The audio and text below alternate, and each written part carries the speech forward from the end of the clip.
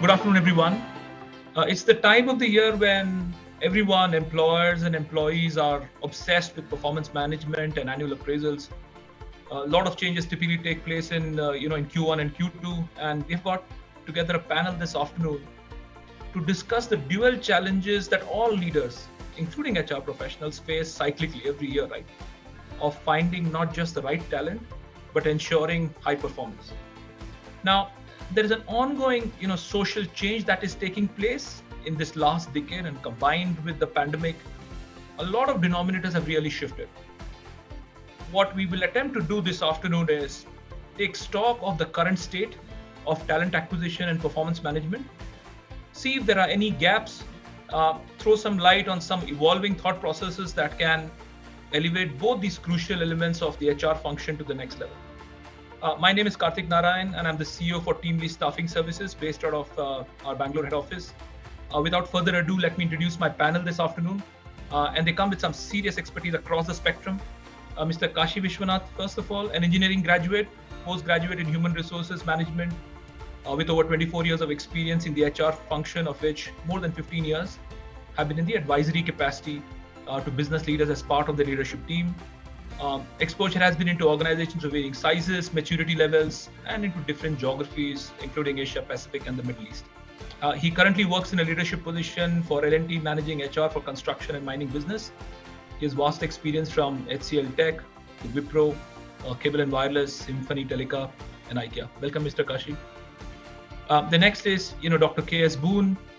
Dr. K.S. Bhoon has served the nation and completed 3 decades in the defense services and retired as a brigadier. He comes with 2 decades of corporate experience. Currently, he's the head of HR and business excellence at RDC Concrete India. Earlier, he was a director of Ashok Leyland Management Development Center at Hosur in 2002. In 2008, he left Ashok Leyland and joined ACC Concrete as the chief people officer. His passion is mentoring and grooming young people and watching them fly and scale new heights in his vision.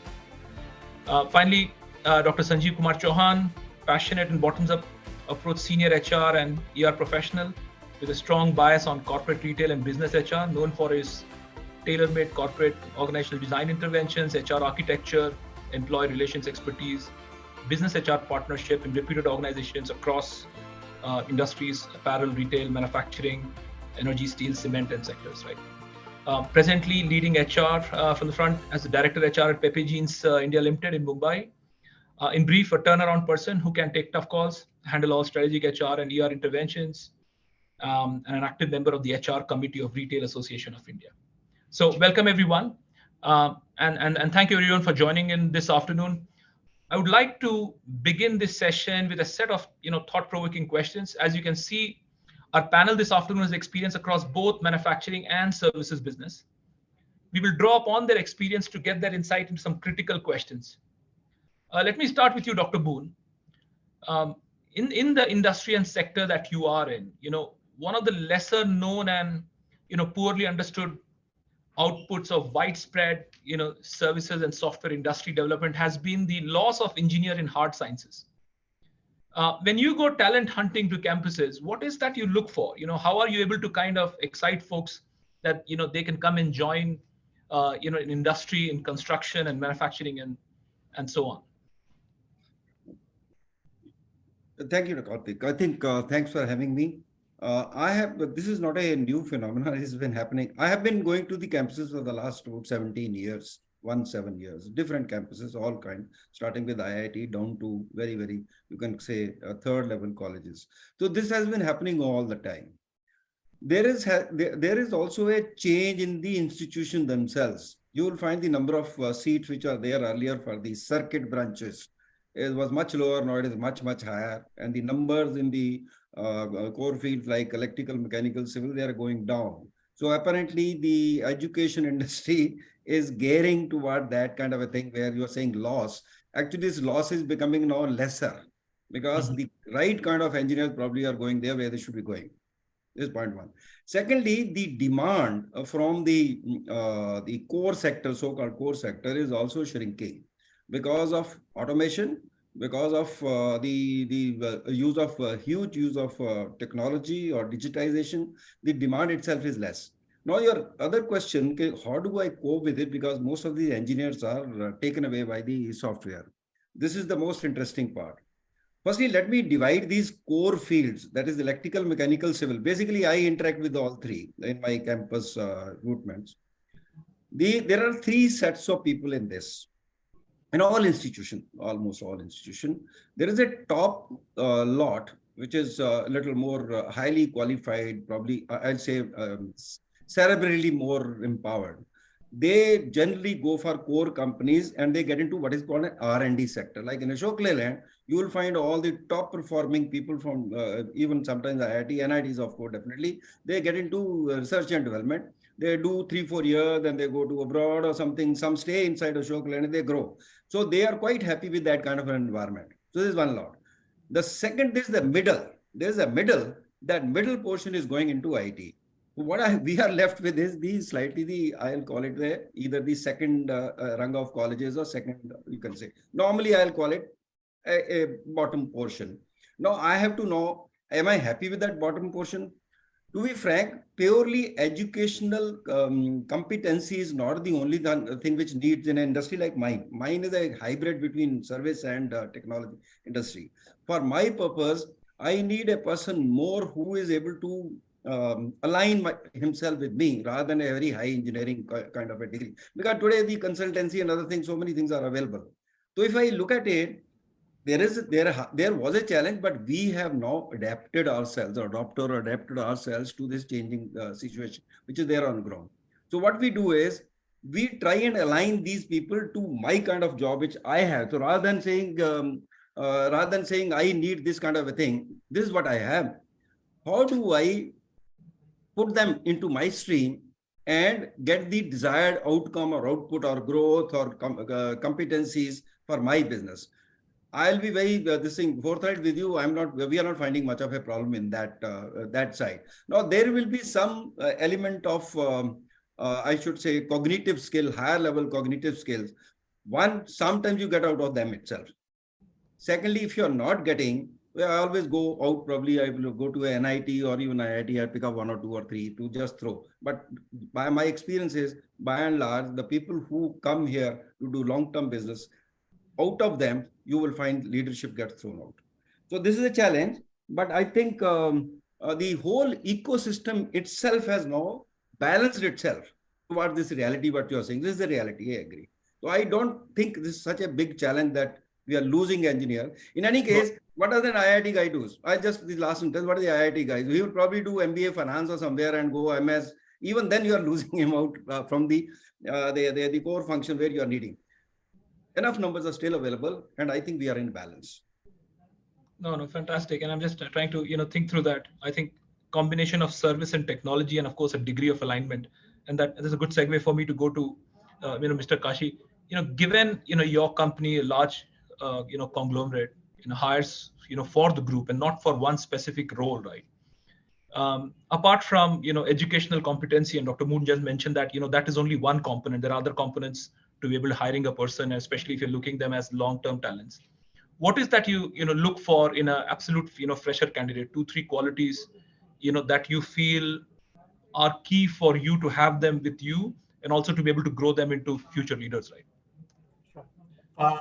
I think if you really, I have been part of the campus hiring process, and I think a few things that we look for. Definitely, one of them is learning agility. People call it learning agility as to how they can, whatever they have learned in a particular problem or a particular project, how they have replicated it in other areas. And I think that's something that we really look for. And I have, because our projects are so unique, and there are some common threads running across these projects. So somebody who has that ability is something that will really thrive in our company.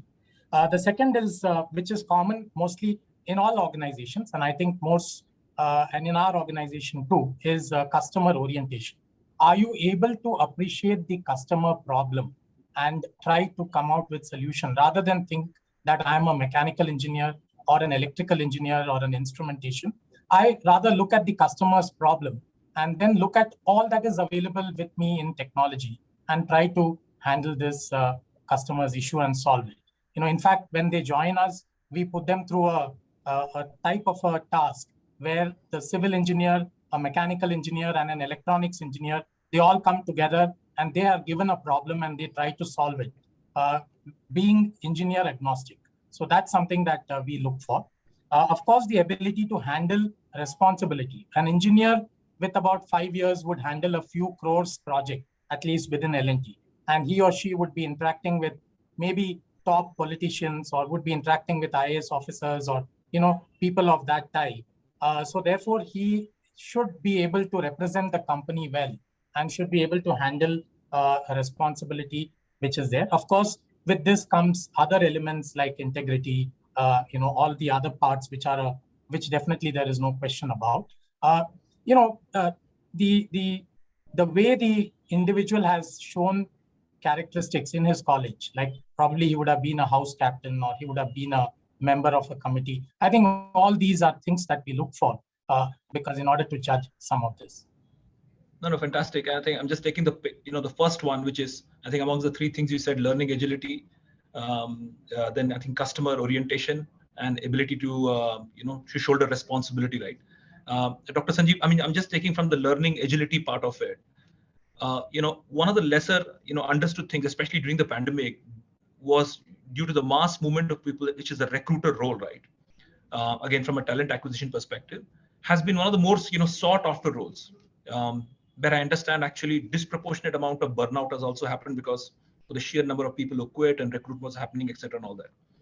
In your view, when we are recruiting, again, I'm coming from the learning agility part of it, saying, do you think that traditional hiring models which have been there are succeeding? If they are not, where exactly are they failing?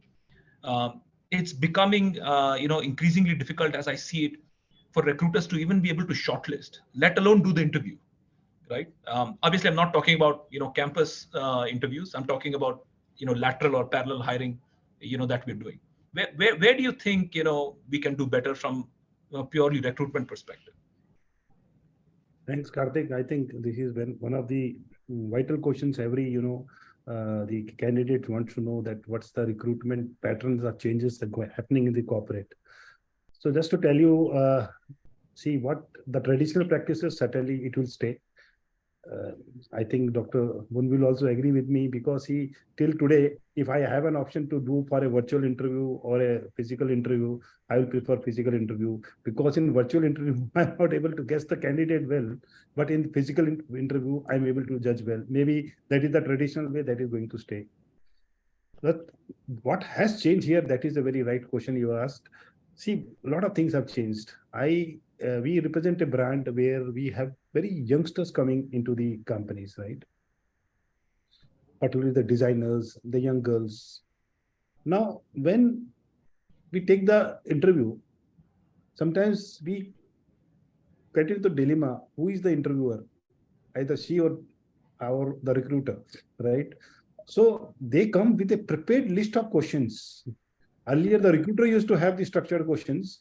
Now they come with a question. They ask, sir, what is your manpower? What is your flexibility? What is your culture? So I mean, sometimes it becomes that who is on the side of the recruiter, one. Second is, everybody wants freedom, right? They want flexibility. They want 5-day working. They want work-life balance, right? This was not there when we were traditionally recruiting earlier, right? So these parameters are very important to retain and recruit the right talent. I feel that this is the area which has changes a lot. One. Second is, we have also seen in the IT industry, particularly during the virtual interviews, also there was some fraud happening. You interviewed someone and someone else is joining, right? So that has also happened in the past. So what has happened? The verification process, the things, the way the things supposed to move, that is not happening the way it was. We predicted it. But keeping all things aside, I will say that traditional recruitment will stay for sure, but certainly the technology platforms, tools which are then coming in, that is also the need of the hours. And majority of us, including me, right, who have been in the industry for last 30 years. So certainly I feel that we have also started changing toward virtually. So now if the hybrid kind of recruitment model will work. Secondly, which is more important, is that earlier the recruitment traditional we used to hire through consultants, right? Now consultant hiring is very much not there. Nowadays, when a vacancy comes, particularly for the senior leadership, and when it gets filled, nobody knows. First, there is an internal hiring one. Second is the referral hiring. These two things are happening. It is not more vacancies are not going to the consultants. Or if they are going to the consultants in only on sake of basically doing it, otherwise they are either closing it internally or basically are doing basically from the in-house only. So these changes which have started happening, I think this is going to stay for a long. But the digitalization of the recruitment tools which are already there in the industry, will be the future of the recruitment. Got it. So demanding set of potential candidates. Can I just add something, Kartik, if you don't mind? Yeah, please. Adding to what Sanjeev said, they have lots of questions. In order to handle this, I think the interaction with the candidates have increased. So increasingly, companies like us, we are hiring through people who do internships with us because that gives both of us a longer time to know each other. So that is one. Secondly, the ability to do using hands, I think, has increased in my view. So a lot of recruiters would be seen in contests and competitions which are there in IT industry. They conduct a lot of competitions. Even in our industry, we do a lot of these using hands type of a contest, and you will see people there, and we make offers to people whom we find very, very good in those. So I think these are some other ways by which possibly the candidate hiring is also happening, at least at the entry level, which is. No, absolutely. I think internship is definitely one of the more sought after ways, especially for some of the more input led critical roles. Agree with Dr. Sanjeev as well, saying hybrid is here to stay, no doubt. I think we'll all have to kind of look at adopting it, and of course potential candidates are definitely becoming more demanding, which brings me back to you, Dr. Bhoon. One of the major headaches and major challenge for many organizations is what we call infant attrition, right? 0 to 3 months, 0 to 6 months, people come in, people just leave. And it seems to have happened a lot more, in the last 3-4 years than probably happening ever in the history before, right? A lot of feedback, and I'm just taking away from what Dr. Sanjeev said, saying, hey, listen, many of these employees are very demanding with respect to, understanding in detail, what exactly the company does and so on and so forth. So a lot of feedback which comes from candidates is, what was written in my job description and what I encountered was very different. So as much as the responsibilities on the shoulders, of the candidate to find out about the company, how do we make sure that we share transparently about the role and working conditions in a company so that when the employee really joins, it's not that he suddenly sees there's like a 180-degree difference from, what was sold to him? This question is actually very close to my heart. And firstly, thank you for including it in asking this question. I'll give you a small anecdotal story, if you allow me. The kahani says people will come to know better. Few years back, I had gone to NIT Surat for recruitment, campus recruitment. And I took along the head of sales and marketing, who was an ex-Surat guy. So I was offered, okay, that PPT and all. There are something like 300 students sitting in that hall, I remember. And I did not have any PPT, which I still don't have any PPT. I just spoke extempore, telling them how hard, how difficult this job is all about. You can call it hard talk. I continue to deliver these hard talks. I think at the end of 45 minutes, when I was delivering that hard talk, this head was telling me all the time, pressing my hand because I was very close to him, just saying, change your something. When I had finished, he said, sir, what have you done? Nobody will come to this company, to our company. I said, this is your first experience. Mine is now, I think, 20th or 25th, they will come. Finally, I ended up picking up 3 people from that NIT Surat, and he was surprised. He said, this is the right way to do it. What companies do it sometimes, they make very nice PPTs, show that it's a make-believe world. You are going to enjoy life, my company. No, sorry. I do not attract talent like that at all. We do not do it like that. We tell them it's a very hard life. You will have to work long hours sometimes. Sometimes you'll be some issues here and there, challenges, trucks, you have to deal with truck drivers, all that I tell them. Yeah, at the end, there will be people who will probably firstly want to do this kind of a job. There are people, there are field soldiers still. They don't want to sit in the office. There are people, you have to identify them. Or they will come, ke dekhta hu yaar. Now, there is one very interesting question. You put it as 0 to 3 and 0 to 6 or something like that. 3 months and 6 months. I am saying -3 months.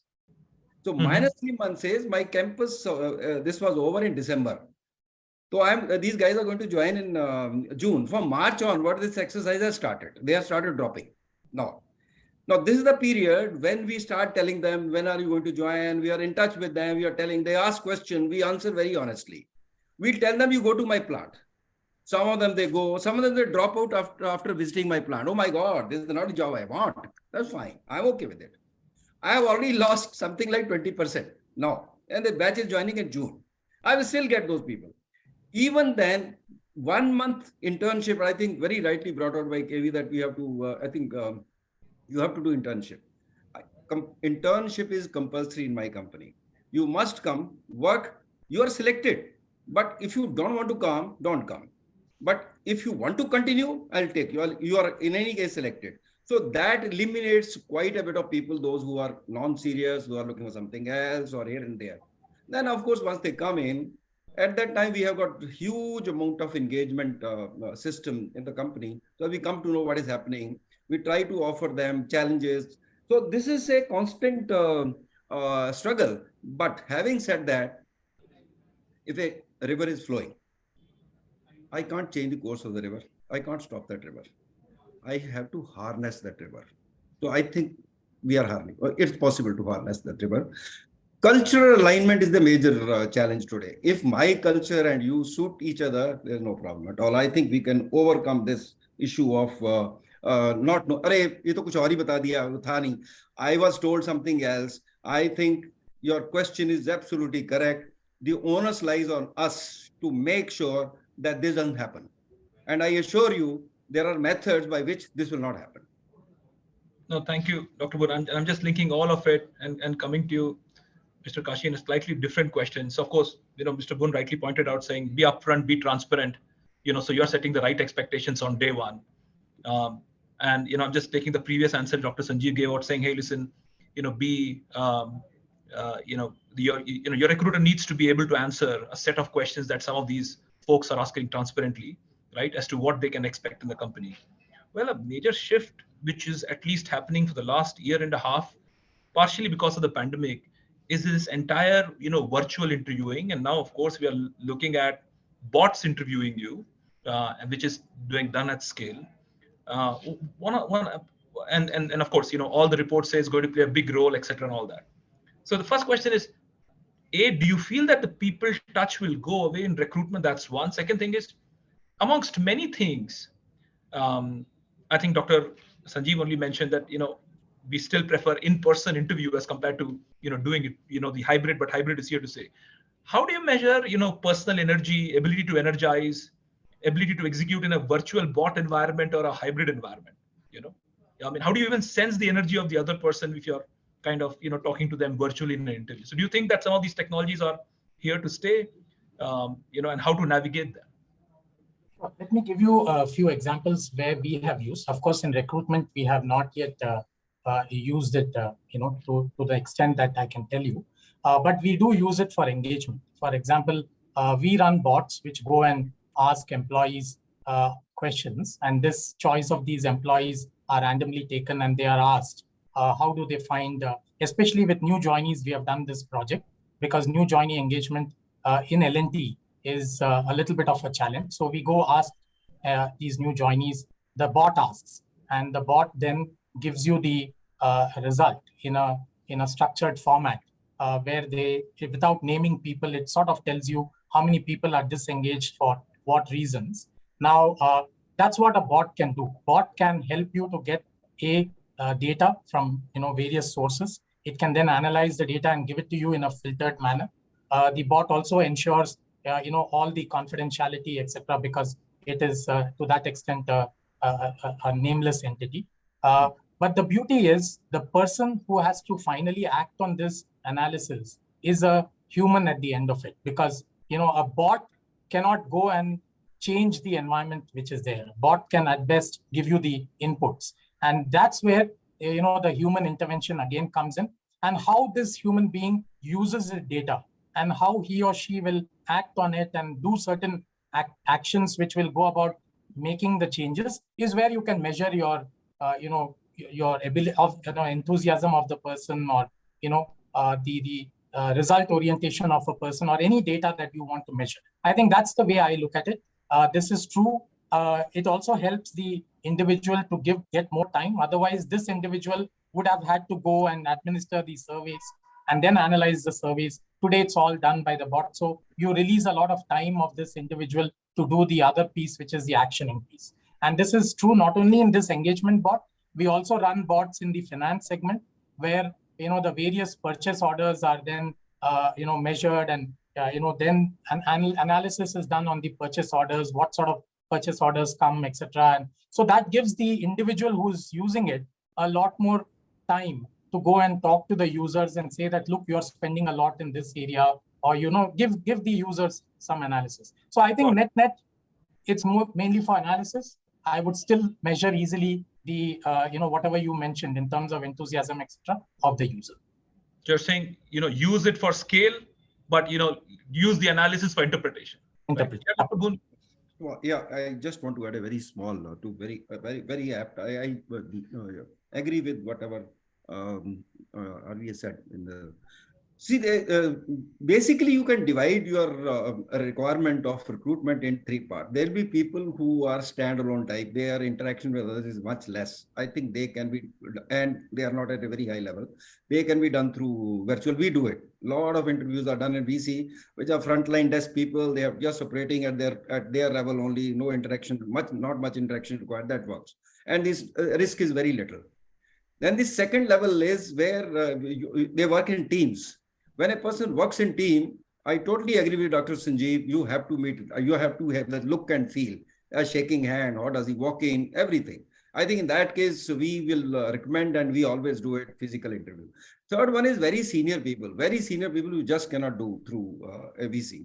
We give them air ticket, they come, they spend time with us, they have lunch with us also, so that we come to know. And I think, so let's divide it in different buckets, depending on the company's need. Neither it can go all offline, nor it can be all online. However, as we go forward, I think lots and lots of AI will be used. I am very, very confident. Yes, many places, AI will give a lot of answers about a candidate. So you will be ready. But interview, I don't think a time will come. Probably, I don't know when it will come, that you can do away with interviews. Interview will be needed. No, thank you, Dr. Bhoon. So we have to tailor ourselves to the role that we are recruiting for. So absolutely. So which brings me to the next question. I was just thinking, Kartik, sorry for just a joke. Sometimes when a human being does activity like a bot, especially in hiring, and that's where the problem starts, because he comes with biases, he comes with all his perception, just aside saying that when humans act like bots, you have a problem. Yeah, absolutely. Yeah, absolutely. That's funny. Yeah. So I'm just trying to tie all of this together. So we figured out saying, we are setting the right expectations with the candidate, like Dr. Bhoon said.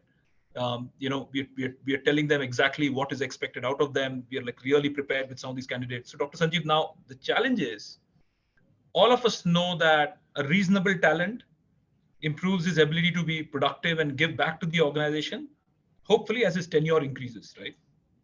Unfortunately, these days we see that many leave before they even mature and can give back to the organization.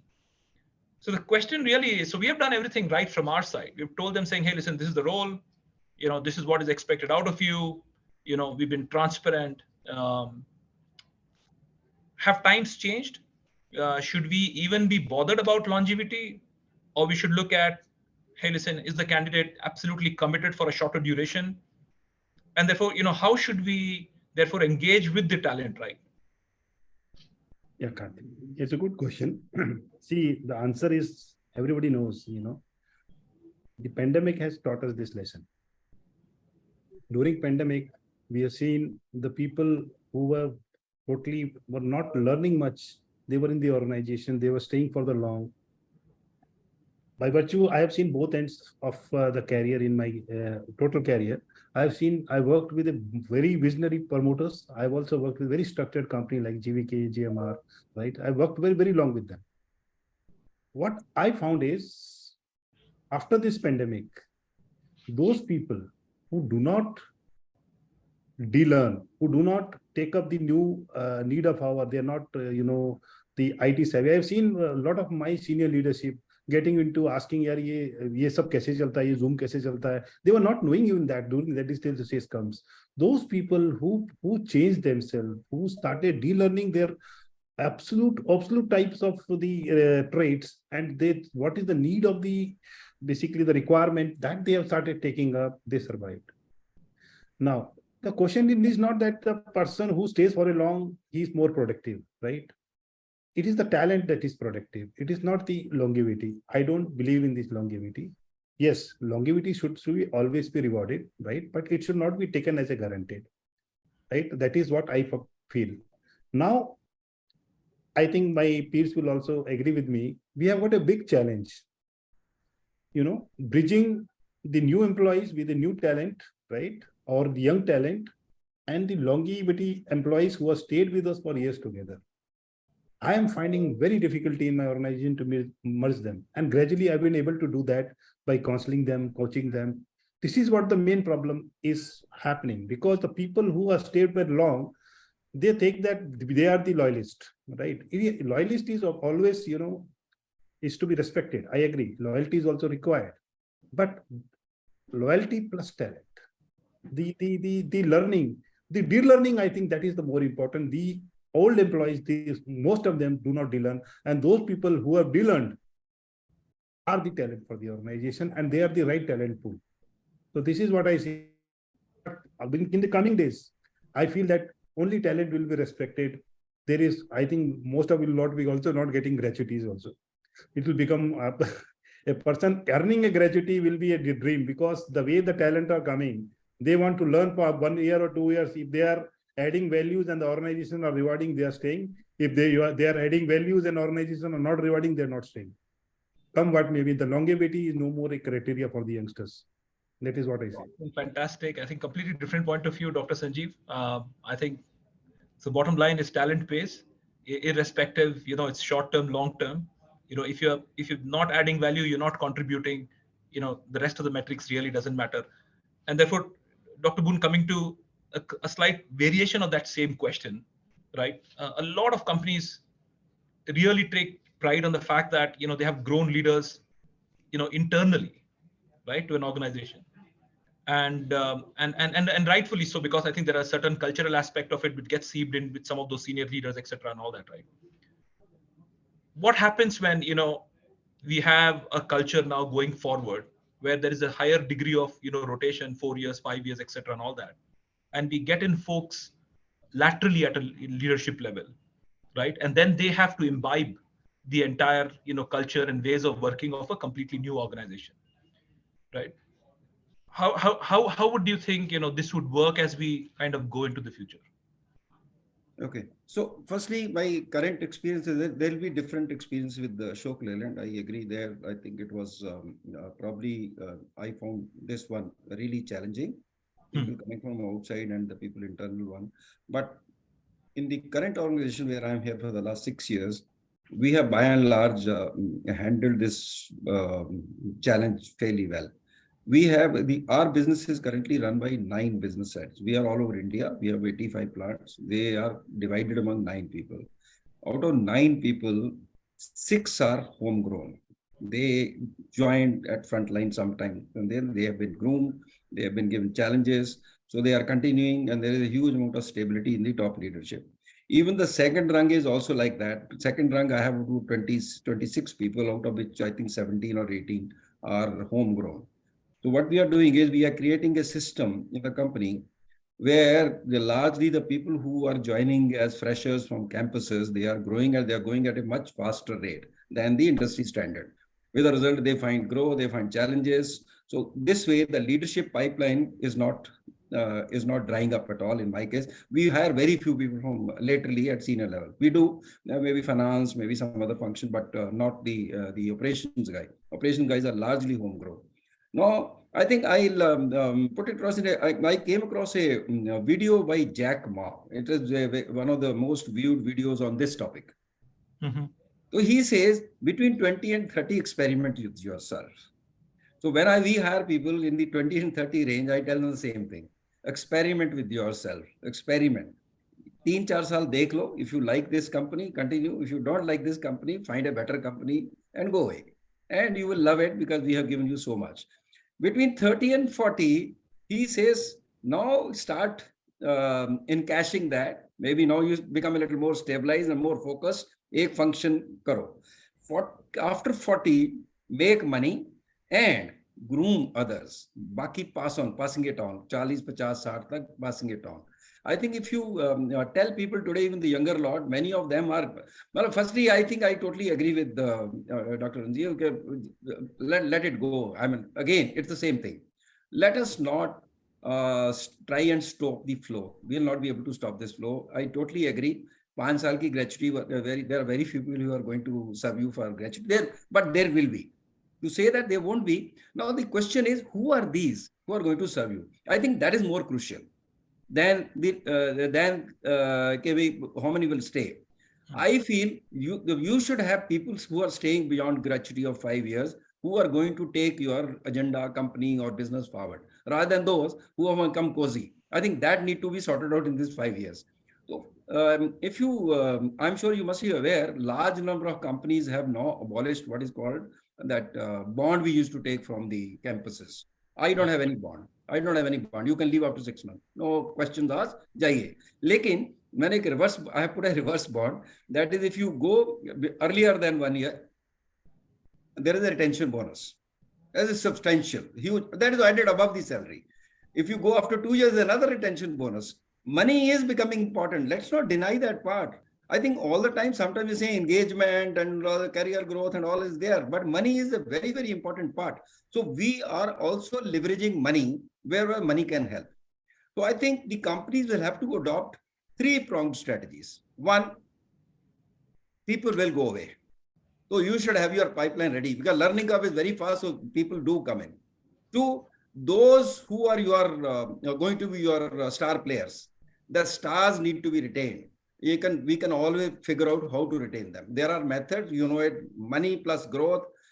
If the companies are making good money and they are expanding, I don't think it is such a big challenge. But if your business is stagnating, I think then there is going to be a huge challenge. So there is no one size fits all. Every company can strategize. Basic fundamental is nobody is going to work with you for 30 years as a guaranteed kind of a thing. That's not going to happen. So you must be prepared for this churn, which takes place almost every year. No, thank you, Dr. Bhoon. I think pipeline ready, I think retain stars. And of course, bottom line needs to be talent needs to deliver. There is no talent on to tenure. There is talent if it delivers, right? So absolutely. And I'll come to Mr. Kartik, slightly shifting gears over here with respect to the performance management part of it. Now, so there are roles which are very clear goals and metrics. But there are a whole lot of roles which are, let's say, creative or non-routine roles. One of the major angst of many of these employees are, hey, listen, the rest of them seem to have it easy. For many of them where perhaps it cannot be just number crunched. What are ways and means that can be adopted to measure and evaluate the performance of such employees? So I think in an organizational setup, which is a professional organization which is out there in business to make money, I don't think there is any role where any role which is sort of the type of creative thing that we see. I think every role somewhere contributes to the final results of the business. Some of it could be hard metrics. Some of it could be metrics which could be measured in other way. Because if it cannot be measured, then probably that role does not have a purpose to exist. I mean, just to give an example, even in the most creative of the industries, say, if you look at a film industry, and if there is a person who's an actor, who's a creative person, his success or his ability to succeed can be measured by how the film runs, how many days the film runs, or what sort of revenue it brings in on the first day, and so on and so forth. And, like that, even within the organization, you think about even if it's an R&D role, it can always be measured. And one needs to go a little deeper in some of these roles to measure. But otherwise, I believe that every role can be measured. And if it cannot be measured, probably that role does not exist in a corporate environment. Absolutely. So you're saying, hey, listen, if probably we've not done enough work to figure out saying what is the second order detailing or third order detailing with respect to that role, and perhaps potentially, it was a fuzzy role to begin with, and therefore one needs to really look at saying if the role, was there or should have been there in the first place, right? Absolutely. And I'm just going to add to that, Dr. Sanjeev, which is the other, question related to performance management, and again, cliched question, but time-tested question: bell curve or no bell curve, right? And especially in environment like India where there is so much of growth happening, you'd probably figure out saying the fifth person a team is performed relatively lower, but still, let's say above 100%, so to speak, right? When the times are really good. So it doesn't make sense. I know some organizations have said, hey, listen, let's abandon it. But if you abandon it, one of the sayings that you constantly hear is that there's nothing worse for a good employee when he says somebody relatively not so good getting the same treatment as he's getting, right? So that's demotivating to him. And somewhere probably the bell curve kind of came out into existence because of that, right? So what's your own view on that? Kartik, when the bell curve came, I still remember it was, kind of a new jargon happening amongst the all CHRO level. This thing has come. Believe me, when bell curve came, we had some apprehensions, but when we implemented the bell curve, we found that the bell curve was good, right? But the problem only came when the appraisers and the reviewers basically started using it to their own advantage, not towards the advantage of the organization. So in that case, see what happens, the all processes are good, right? But it is only when you don't implement them in this right word and spirit, the problem comes. Then a thought came, in the bell curve is good for the companies which are structured, and for bell curve is not good for the company which are not structured, right? So this question also came in. So my question then comes in, then why Microsoft and Google has said no to bell curve? Then they should have also stick to it. They are the structured companies. So it is not the bell curve is wrong or bell curve should be there. It is there that how transparent and how matured your head of departments, your reviewers are. If they can understand this better, I think nobody will need a bell curve, right? If an employee is evaluated based on his merits and a non-performing employee is being mapped as a non-performed and no biasness has been done, then certainly every appraisal system will happen and we do not need any bell curves, right? But still, even if the companies have given it, presently, we are also doing the organization performance review exercise right now. And I'm in educating all the people around, particularly my HODs and the reviewers, that please ensure that basically the percentage of the high HIPPO performers don't go beyond a level. So even you don't have a structured bell curve, but certainly that yardsticks are always there. So I feel that basically, if you really want to get rid of any kind of the biasness or the performance has to be rewarded, I think the PMS process has to be more structured, more unbiased, and the appraisers and the reviewers, they need to be trained and groomed. The maturity level, if they can bring in to the level what is there expected, they should understand that when they are doing an appraisal, they are not an appraisal. When I do an appraisal on my team, I call them. So today is the day I'm here, you are here, and I am here to listen to you. 365 days, you listen to me. Today, I listen to you, right? That is what has to happen. And people are doing it. People are doing it. But it is not that what you discuss, you don't preach. Then you have to follow it also.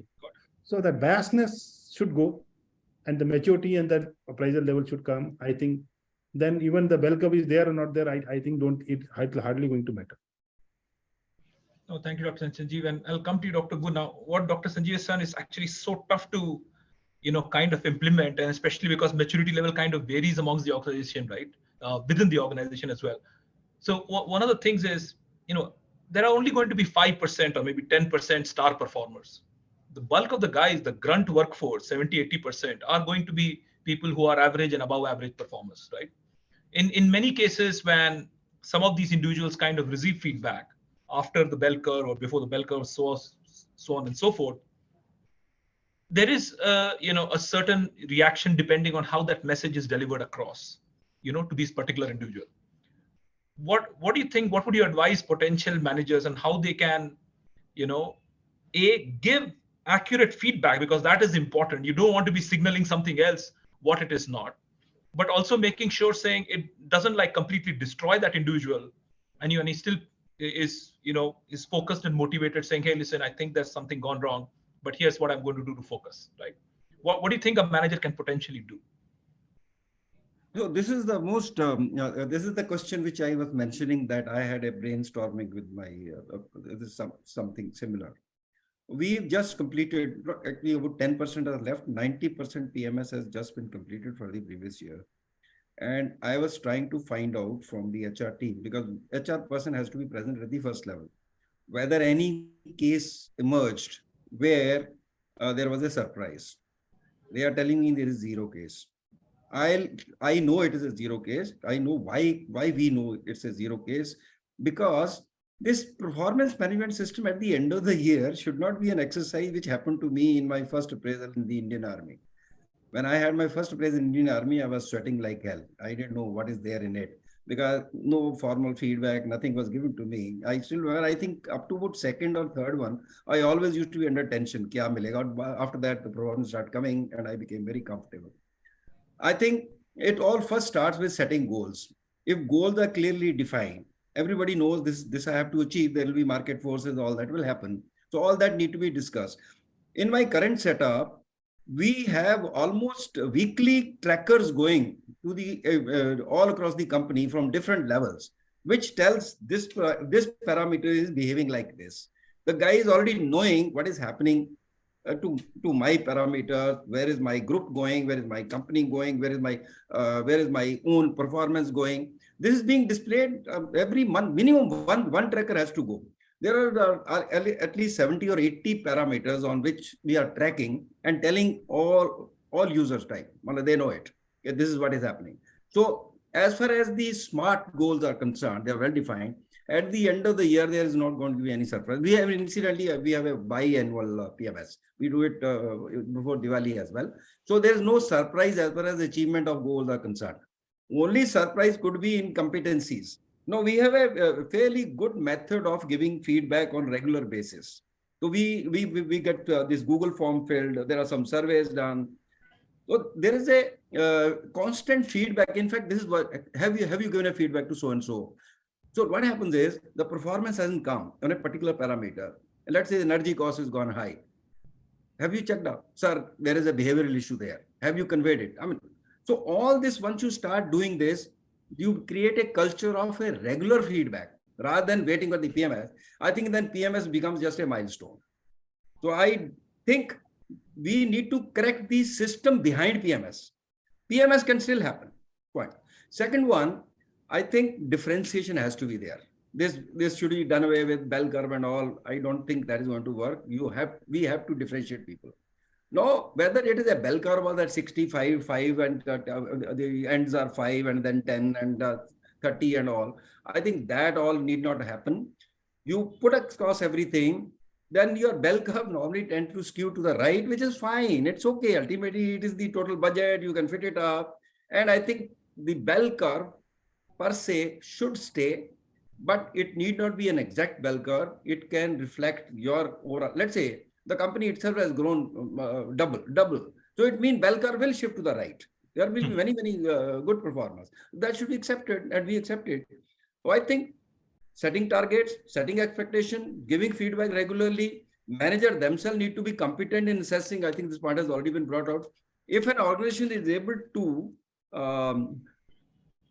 put it into the DNA of the company, I don't think PMS is such a big issue. Fantastic. Yeah, sorry. I just want to add one or 2 points, which in my observation, say if there is a feedback like great job, good work, super, I mean, these are the type of feedback that usually managers give. And I think our message to them is don't give these type of insignificant feedbacks. They mean nothing to people. Talk about what behaviors you want to sort of reinforce, explain clearly what is the behavior the person has shown. So quality of input is very, very important. Managers make generalized statements. You are always late, you are always lazy and things like that. Please, nowadays, a lot of tools are available to maintain critical incidents, to maintain, Earlier, it was called the Blue Book, where you maintain the incidents. Now also it's available online, it's available. So please use critical incidents to give feedback to people. And the most important message to managers is own up the feedback that you give. You spoke about the bell curve. The bell curve is a very, very convenient tool for managers. They can say that, look, I gave you a good rating, but the bell curve pushed it down.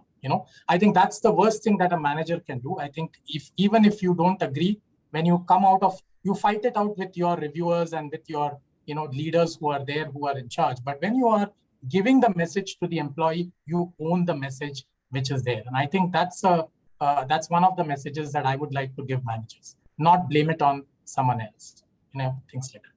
No, absolutely. I think absolutely on point. And Dr. Bhoon, I think you're saying, listen, transparent goals and set up early in the cycle.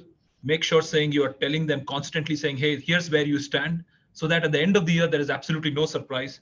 And I take Mr. Kashi's feedback, saying, hey, listen, give quality feedback, because that in itself is a learning for the employee who receives that feedback, rather than giving generic comments. Right now, I think we're pretty much close to an hour, so I want to make sure I get to a few questions which have come on LinkedIn as well as on Zoom.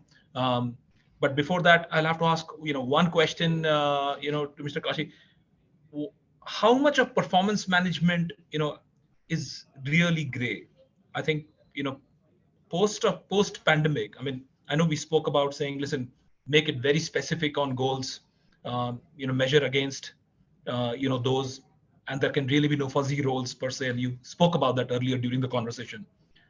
Are there any leeways which are available with a manager when he says that perhaps the individual really was committed, did all the input metrics correctly, but maybe from an external environment perspective, the variables shifted, and it can happen in a market scenario, right?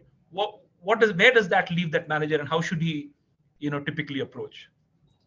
Yeah, in our industry, it is very, very common. We do large projects, and many of these projects are dependent on clearances, government clearances, or environmental clearances, and so many other things. Whilst the manager would have done everything in his ability to actually do all the things that it takes to ensure the project is on schedule, etc. But if suppose the project gets stalled because some environment activist has put a hold on it, or some government regulation has come, you can't really blame the project manager for it. And that's where that's where the gray part of it comes, because you're going to give him some credit for his efforts, which is there, because any performance has got two pieces. One is the result piece, the other is the process piece.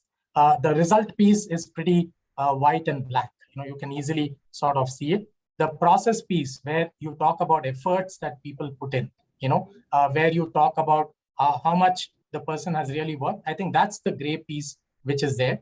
And in organizations where the final outcome is more process based, or where the reliance on process is more than the results, and I think in such cases the grayness, according to me, will be slightly on a higher side, and that's where organization will have to deal with. Got it. And let me just, in the interest of, let me take two quick questions and two interesting ones. One is, I think, is directed at you, Mr. Kashi. I think on the initial points that you spoke about, Sabah Sheikh in LinkedIn is asking, saying, can you please elaborate on the three aspects that you spoke about on learning agility when you're hiring, customer satisfaction, and I think customer orientation and ability to shoulder responsibility. So if you can pick up any one of them to see, how do you really measure for that? Customer orientation is something that is easy to measure. I mean, in all of this, you can use, since you're asking a behavioral oriented discussion, where you can ask the person for incidents in the past where he has handled customer issues. I could ask, can you tell me a time when you actually solved a customer's problem?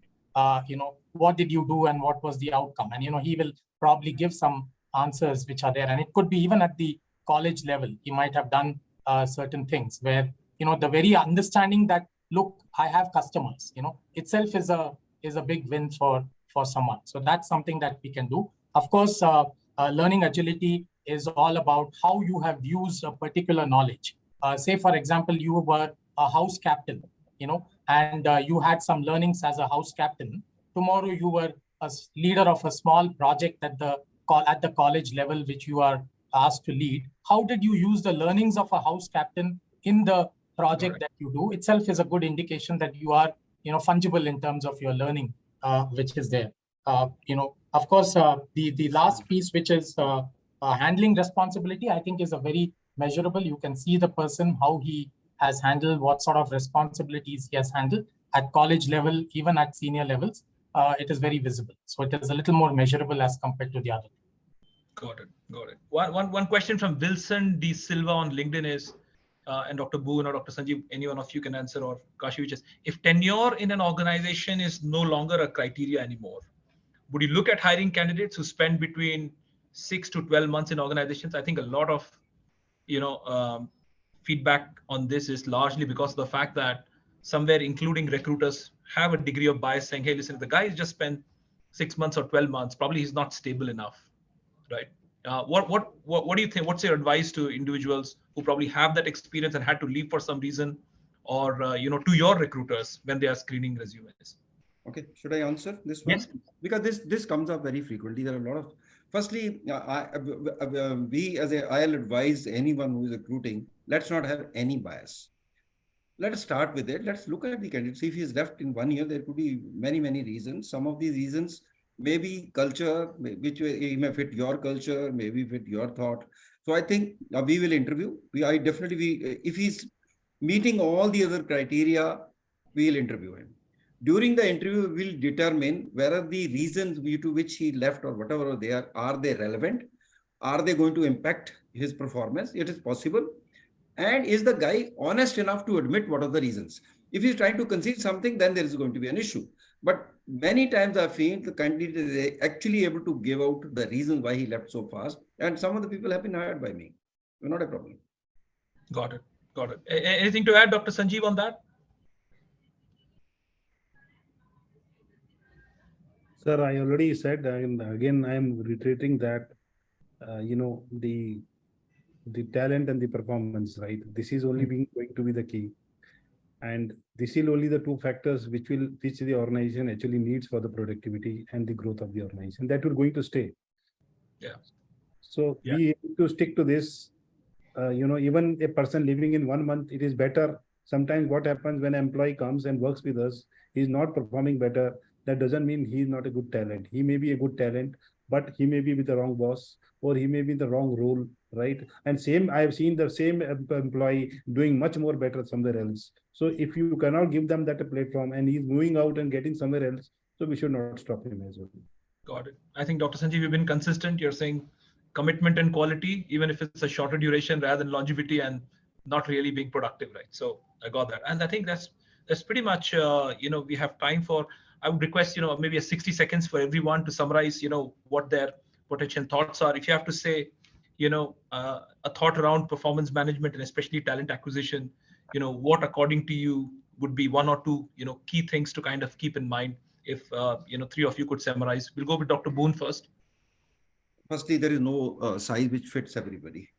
So every company has to hire, every candidate has to get hired where there is some sort of an alignment. I think alignment, in my case, the experience is where the alignment is good, it works for both of us. Where the alignment is bad, it probably goes wrong for both.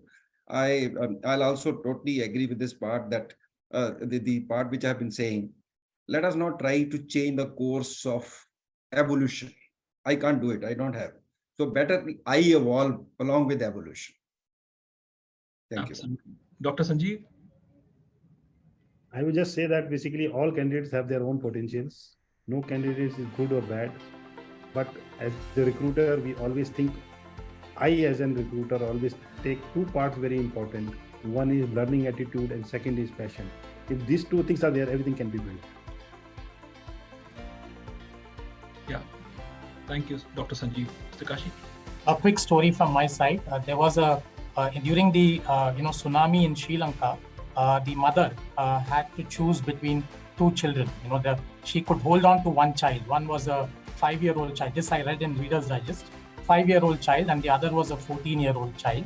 one of them she could hold and that he could survive. So the mother held on to the 5-year-old child, and the 14-year-old child unfortunately was washed out and he passed away in a tsunami. Later, they asked the mother, what did you do? How did you choose? So the mother said, look, I knew that the 5-year-old child would definitely, die if I would leave him. The 14-year-old child had a certain probability of survival. So I decided to hold on to the 5-year-old child. The point here is the mother made a choice. It's a forced choice. One can say that, look, it's a bell curve, or, in her own mind, she did some decision making which is there. As managers, all of you are going to make this decision, in terms of, between your talent, which is there. It's not an easy decision.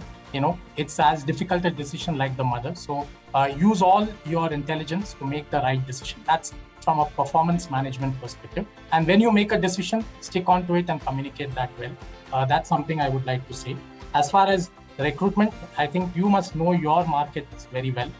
What's your market like? And in that market, what's the talent like? And based on that, you align everything which is there, including longevity. If you are in a knowledge industry where the person needs to be there for some time to assimilate the knowledge, you need longevity. If there is a industry where people come and go and that's the norm, then that's how it is. So I think know your industry as a recruiter. That's my second take. No, thank you, Mr. Kashi. I think as tragic as that story is, I think you couldn't have driven the point home in a much better manner. And with that, we kind of bring an end to this particular session. Dr. Bhoon, Dr. Sanjeev, Mr. Kashi, thank you so much. Greatly enjoyed the discussion. I have pages filled with notes, and I'm sure our audience would have as well. Thank you so much for sparing time, and have a good evening. Thanks for having me.